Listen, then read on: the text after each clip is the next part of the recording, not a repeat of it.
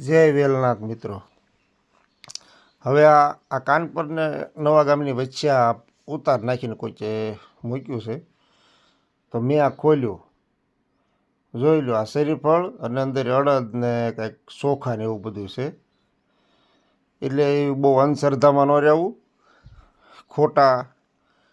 અને આ ચિઠ્ઠી લખીને મોકલી છે કે આટલા વ્યક્તિને મેં વાળી લીધા છે માતાજીને. જોવો જ ખરા, મારો દીકરો નાતો નહીં હોય 15 દી, પણ માતાજી બધા એના કાબૂમાં છે. જોઈ લો, આમ જુઓ, 8 થી 9 માતાજીના નામ લખ્યા છે. આ એને વાળીને મૂક્યા છે. એટલે આવા ખોટા ધતિંગમાં ન ક્યાંય આવવું.